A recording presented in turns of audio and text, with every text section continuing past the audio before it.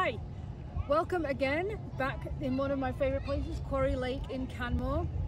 I finally got a hold of my husband, Kyle, who has flown in for the weekend, and he's going to go through a little bit with me about wearing dry suits versus wetsuits, and we're going to have a little play in the water here. Another exciting development from the week. Thanks for a great recommendation from Susan about aqua dive and water sports in Calgary. I am now the proud owner of some new gear and beautiful snorkel and mask that I'm very excited to try out today. And so without further ado, let's get into my interview with Kyle.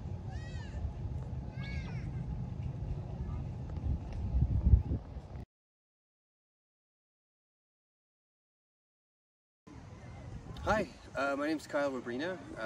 You probably know me as Louise's spouse, and she's asked me to talk a little bit about my experience in diving and snorkeling over my life. So I think my first encounter with either of those was actually diving itself.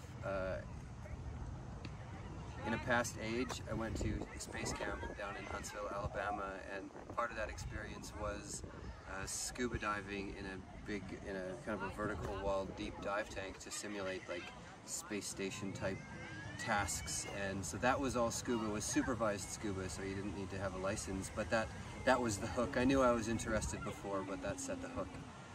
And the following year I did my open water certification, actually just west of here in Banff National Park, and then I dove a little bit off and on before moving to Australia for grad school. And prior to starting grad school, I finally, after many years, did my advanced open water certification with the dive boat out in the Great Barrier Reef, which was spectacular. Then I started working as a Calgary firefighter, and part of the role of a Calgary firefighter is, or at least it can be if you wish to, is aquatic rescue. And when I became a firefighter a few years later, I became a professional diver, and part of my role, on top of all the firefighting stuff, was also surface rescue on lakes and rivers in Calgary, and dive rescue in, well, any puddle in Calgary, which includes stormwater retention ponds, the community lakes, or even the river. So quite a broad range of diving and surface rescue.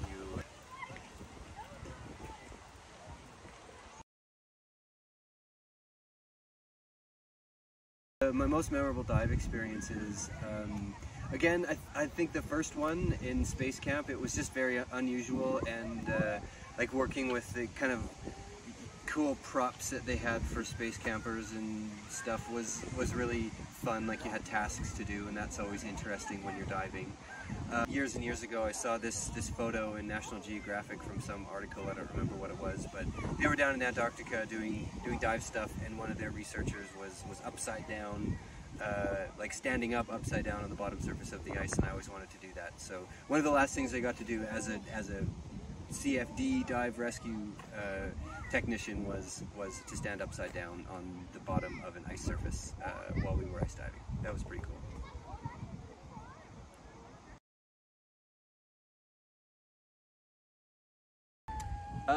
First time properly wearing a dry suit was when I started training with Calgary Fire as a surface rescue and a dive rescue technician.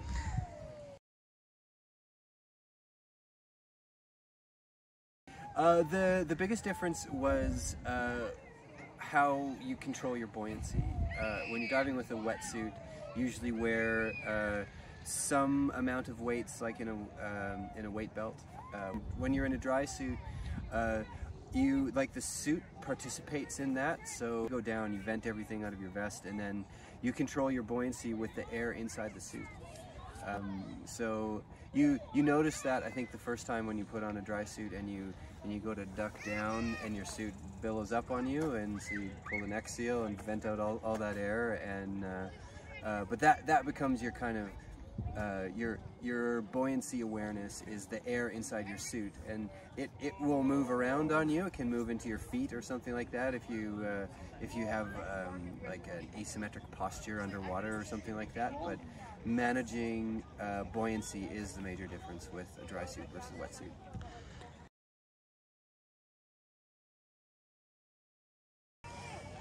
So because we dress with normal clothing underneath the dry suit, getting water in it while you're using it, it will become a disastrous dive really for you. So there's some key differences, and the biggest difference are the seals that you have in a dry suit.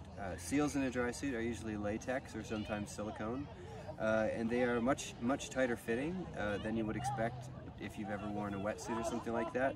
And they're also quite thin, so they sit completely flush against your skin so that they don't allow any water to get in there. That means though that you have to play with the tightness a little bit. They only make these in a few different sizes, and sometimes you have to like cut it appropriately so that it's the right size for your neck and you don't look like your veins are going to pop, because it does have to be tight enough to stop water from getting in, but not so tight that it stops circulation. Again, another kind of interesting difference with dry suits versus wetsuits. And a further difference, which is a very important one with dry suits, is they almost always have zippers. And the zippers are really special. They're not just your average YKK zipper.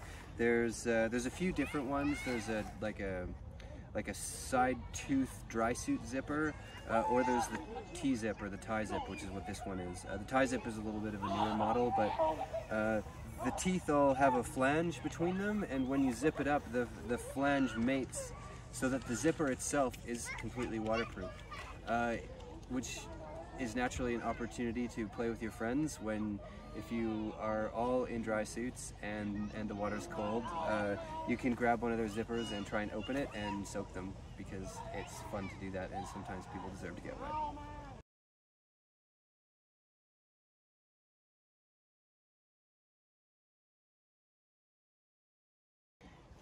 So some words of advice using a dry suit are to take care of your seals. They're the whole reason that you're wearing a dry suit. So you put them on and off carefully, and I like following, and most users of dry suits will have the same rule, a 2-finger rule. So when you try to squeeze your neck seal on over your head or take it off, don't just use a single finger to help squeeze it past any tight spots, or when it comes time to remove it, use a single finger to like widen it and pull it over. Use 2 fingers so that the stretch surface is nice and wide, and that will reduce the chance that you could tear it. That's really the biggest. That's the biggest tip with dry suits, is 2 fingers for getting seals on and off. The second big tip for dry suits is mating the zipper.